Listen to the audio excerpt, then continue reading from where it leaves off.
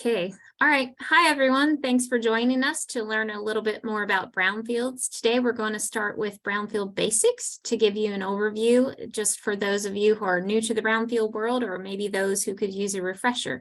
So today, our session is called It's an Ugly Day in the Neighborhood, but it doesn't have to be. Next slide, please.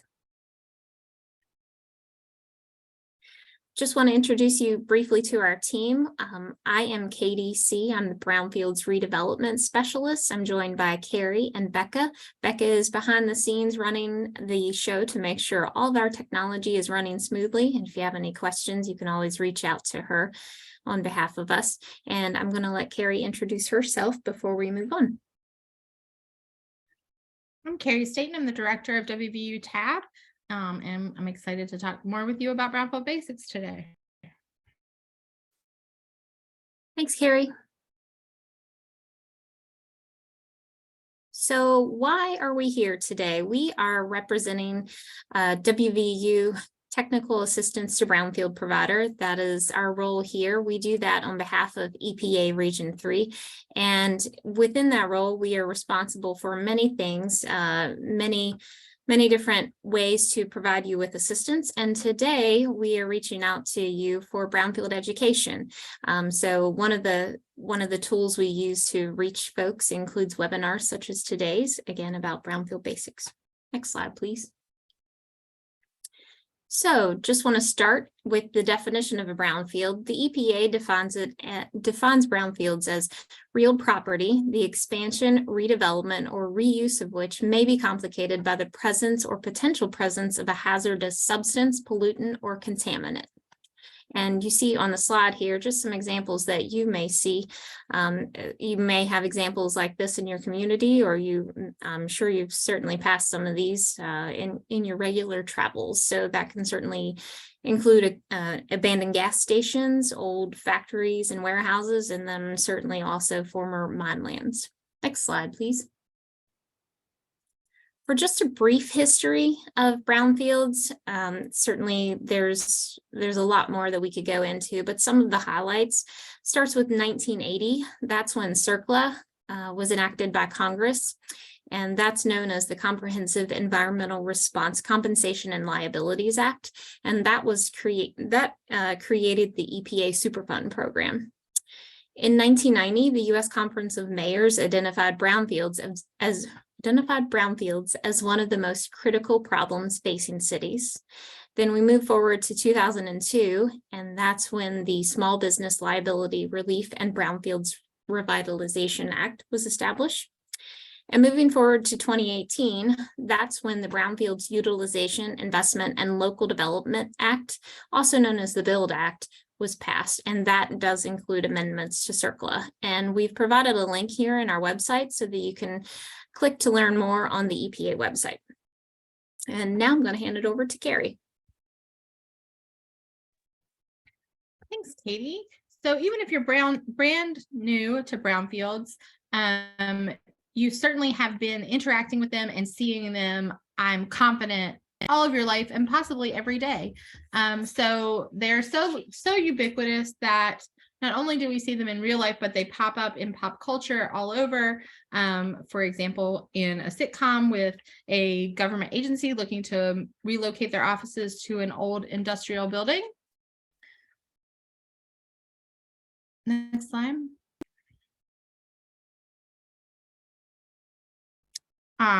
Possibly in an old school building. Even in Pixar's Up, you see a dilapidated house as a crucial part of the plot.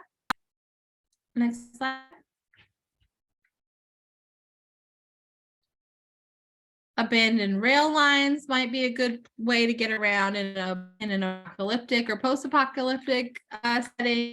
Maybe when you're running from zombies, you find an old abandoned factory to hide out in. Next slide.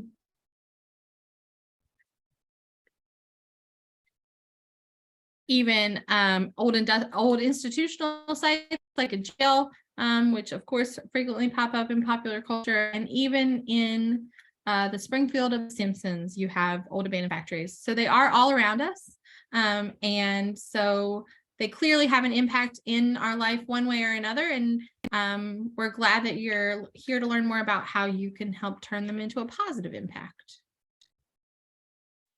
Thanks, Carrie, for those great examples. Those are always fun to relate to. So now we want to touch on some negative impacts of brownfields. So trying to get an understanding of just why they can be a challenge for your community.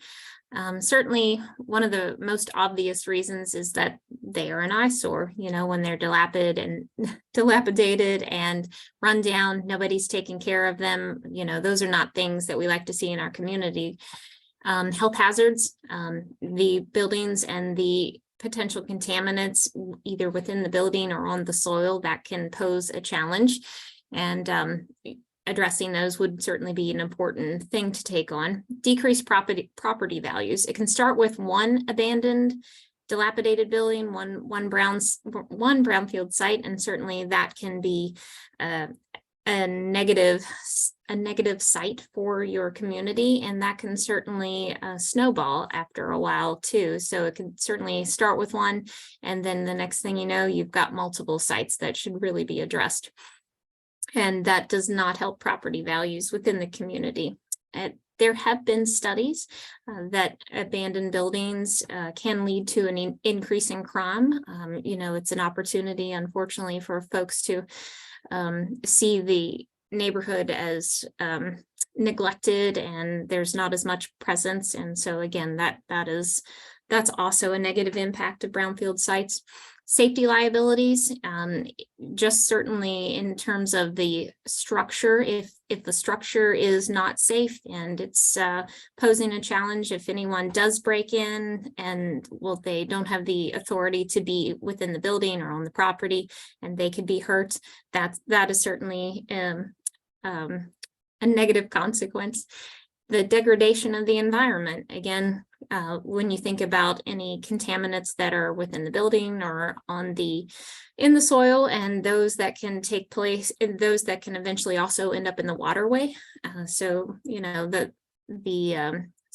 the reasons for needing to address the environmental impact is a big reason to be concerned about them. And then also the economic ripple effect. Again, if you have multiple sites that are not contributing to the local economy, that just has an impact that creates a domino effect, again, because you have properties that are not contributing to the workforce or the housing market the way that they should be. Next slide, please. So now that we've talked about some challenges about brownfields, we look at why there are benefits to addressing them. And so certainly that links back to the previous slide. And so you have the opportunity to turn health and safety liabilities into community assets. Once you've identified those, we can help you. We have the ability to provide assistance with helping you first identify why that's a challenge and start to understand ways that you can start to make improvements to turn that around.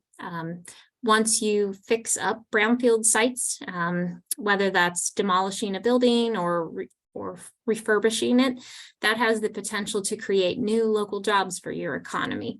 And certainly doing that would increase property values. Anytime you have a building that that was once neglected and vacant, anytime you make an improvement like that, that certainly has an impact on the property values. And so that eliminates eyesores when you bring it back into working condition and it's not posing any threats. It's not a scary or a grungy looking site anymore. Also, certainly all these pieces certainly link together.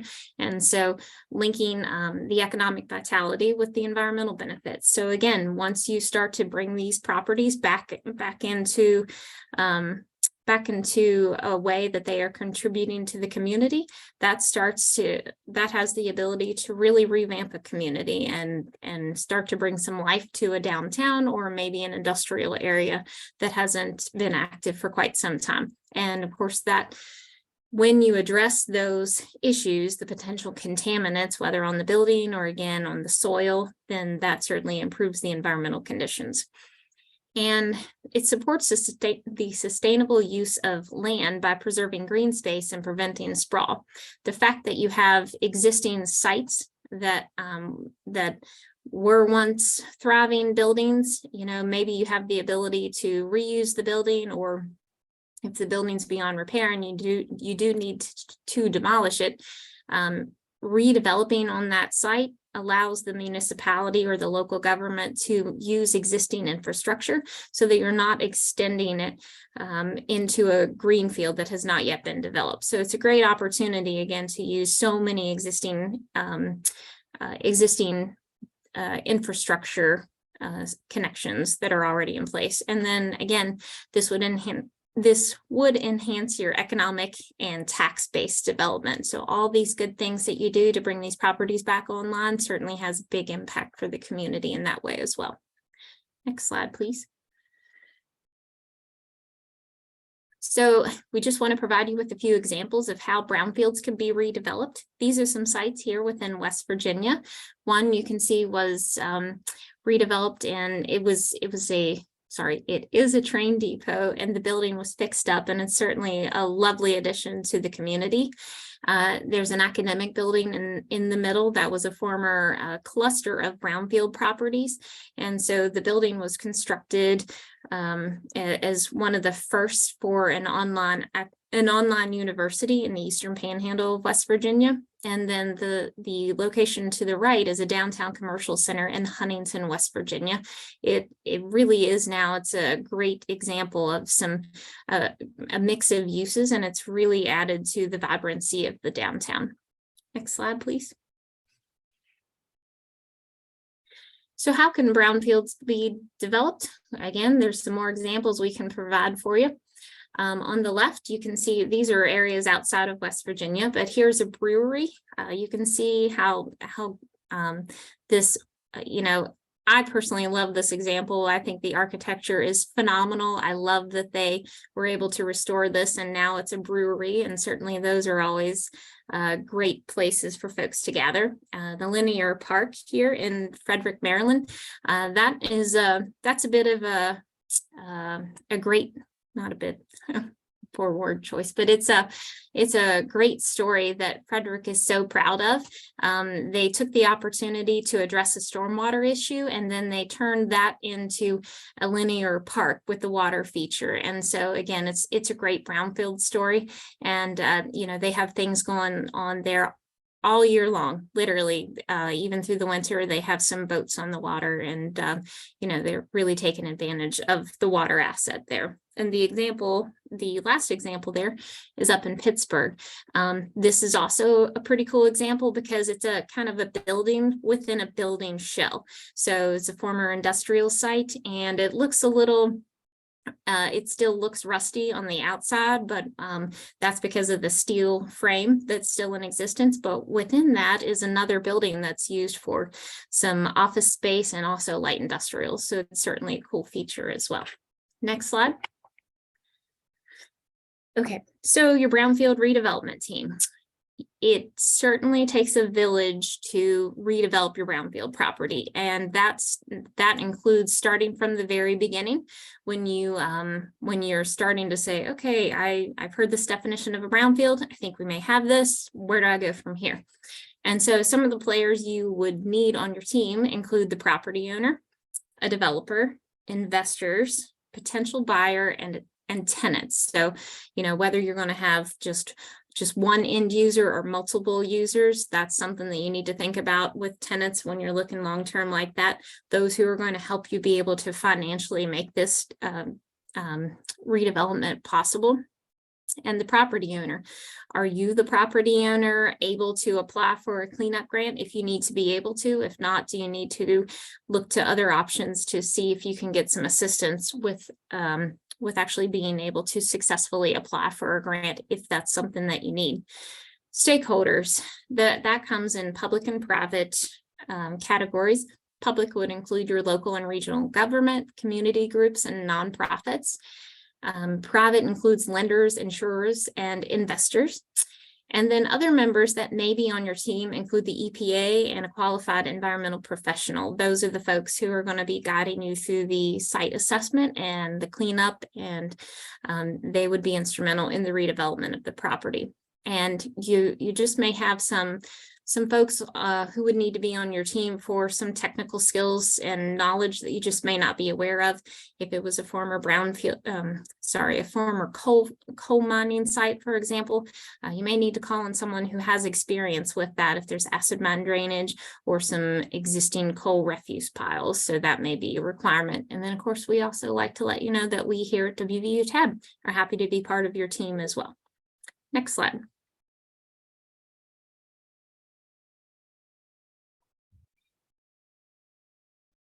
All right. So how do you address all of these brownfields? How can you get to one of those beautiful pictures that Katie talked us through a second ago?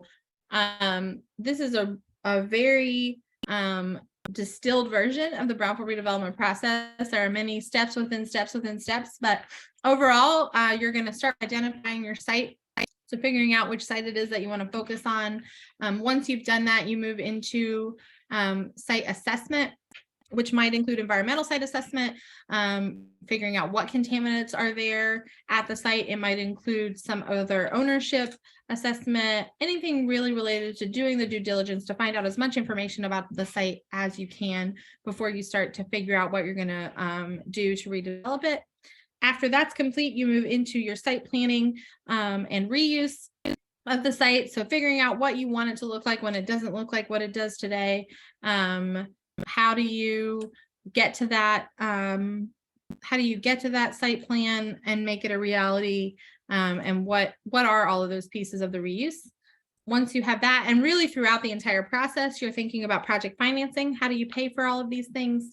And how do you make it a reality? And then finally, you get to the redevelopment stage where it goes from a brownfield to a great community asset. Next slide.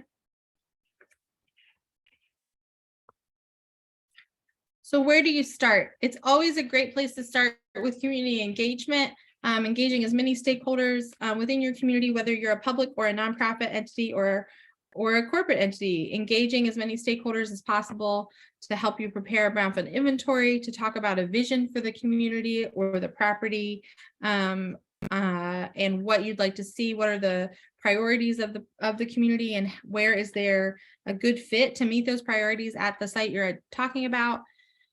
Picking that property, like we talked about, the site identification, and what are the assets of the area, the site, and what are the needs or challenges at that site, and then starting to figure out those site details. In order to get to do some assessment and some of that work and get moving towards cleanup, you have to have permission to access the property.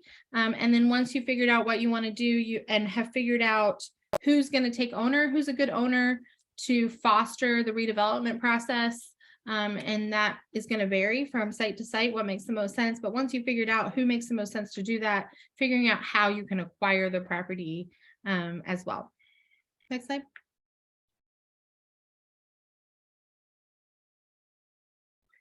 So the environmental assessment and cleanup stages, there are, again, 3 multi-phase stages. So phase 1 of your environmental site assessment helps you to determine what environmental concerns there might be on the property. This doesn't involve any testing of the site. It's mostly historical research.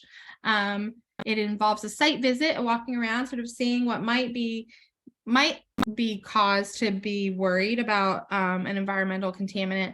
And then after that, if you identify some possible contaminants, you move into a phase 2 environmental site assessment where you get to figure out exactly what's going on. So you do have some testing at this stage. It helps you get a better picture of what is present at the site and in what levels, to help you start to inform your cleanup plan, which will help you address those, help you to address the contaminants that are identified. And it's what's important. We talked on the last slide about having already talked about a reuse vision and a reuse plan, because that may impact what kind of remediation you're going to do, because you want to make sure that it's remediated and that the contamination is dealt with in a way that is compatible with whatever the planned reuse is. Next slide. But whatever you do, never take ownership of a property without first conducting your all appropriate inquiry, which might include a phase 1 environmental site assessment. And an all appropriate inquiry will help to provide some liability protection for you. If you're an eligible entity for an EPA Brownfield grant, it will ensure that your site is eligible. If you don't do all appropriate inquiry at the time of purchase, you won't be eligible for an EPA grant. And it also gives you a better idea of what's going on at the site. So even if someone's offering to give your city council a free property, make sure you do this all appropriate inquiry before you sign on the dotted line.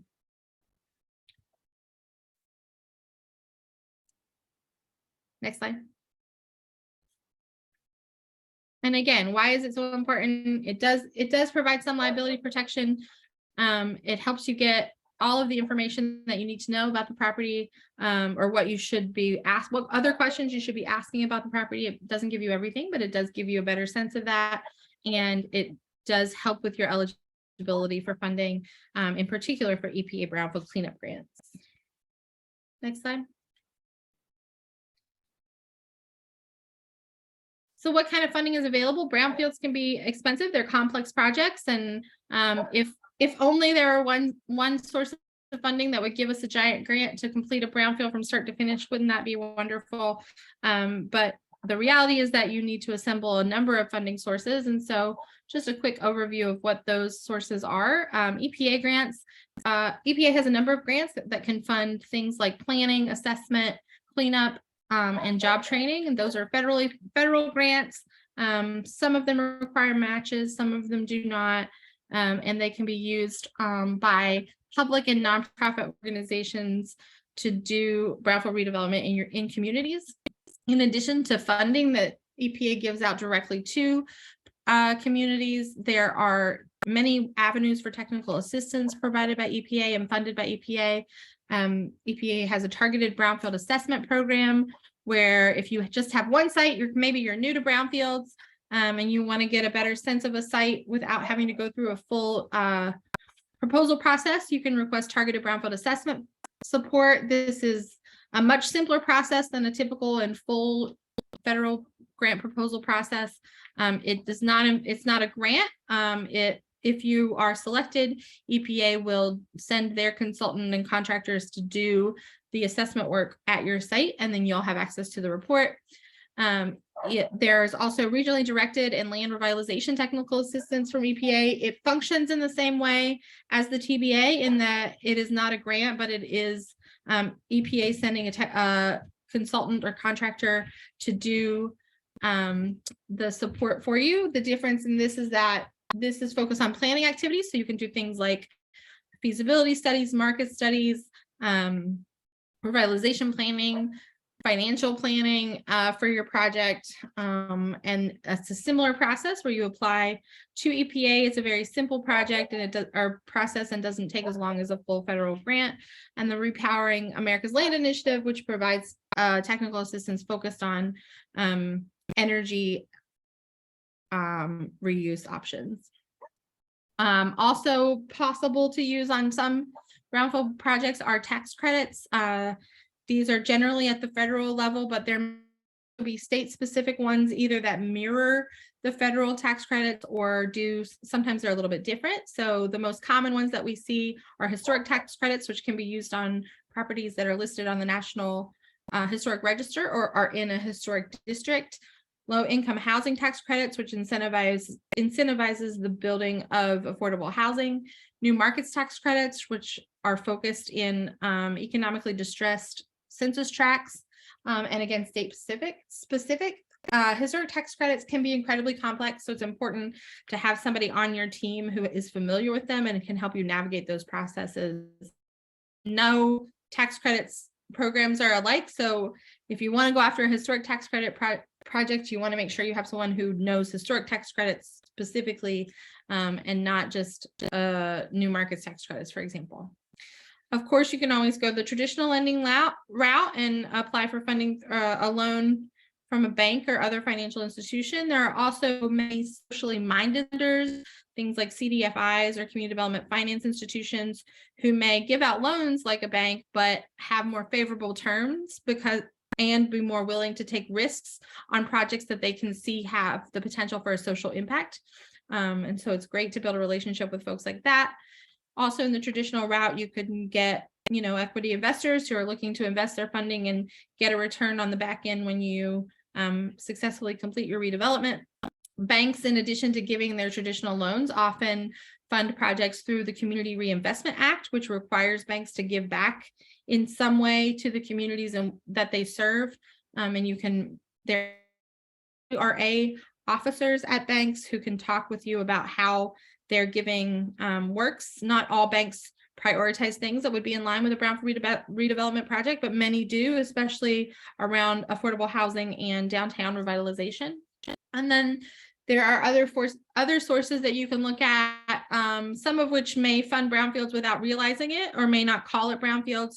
So things like other federal programs like the Community Development Block Grant Program, which can fund blight removal, USDA community facilities funding, for example, that might help to build a community facility like a library or a fire station on your old site, or the Appalachian Regional Commission, which may fund things that are related to brownfields, both in construction and non-construction programs.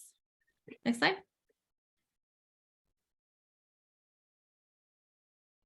So just a few key terms that we've talked about today. We talked a lot about all appropriate inquiry, which is that process of evaluating your property's environmental conditions before a property transfer. That may include a phase 1 assessment, which uses existing information to help understand a property and its conditions, and the potential for threats to human health and the environment.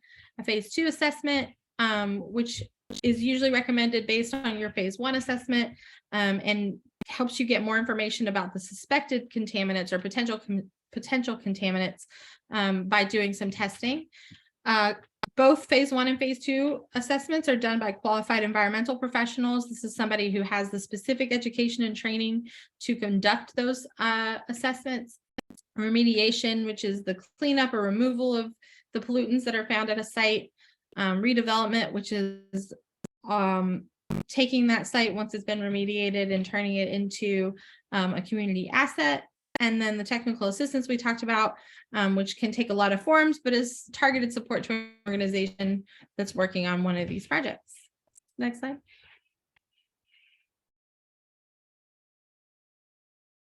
Thanks, Carrie. So we just want to let you know again how WVU Tab can help. Next slide, please. There are many ways that we can help, and it really depends upon the needs of the folks we are speaking with. So it's really not a one-size-all-fits approach. And again, we just want to let you know that all of the services that TAB provides for the Mid-Atlantic region are free of charge. There's no cost. So some resources we are able to provide you with include brownfield education, such as webinars like today, and that can also include in-person events. Resource identification, so if you need some assistance with preparing your grant application, though not writing it, we're always happy to provide a review. We can provide you with resources such as I'm using that word a lot, resource roadmaps. That's something that we have the ability to provide assistance with to help you map out how you may be able to start to finance your project and understand the actual path that your redevelopment project may take. Local brownfield program support. Since starting an inventory of your existing brownfields is one of the very basic steps to starting the redevelopment program, that's something we have the ability to do. We can actually go to your community and meet with you, work with a team of stakeholders and help you go around your community to learn how to identify some sites that may in fact be brownfields so that you can start to have a kind of a map of your area to then get a sense of just how many sites you're talking about. And so that helps you prepare for understanding the magnitude of your redevelopment project. Is it maybe 15 sites in total, or is it maybe just 1 or 2 sites? That's what we can help you with. So again, that's something we can go to your community and help with.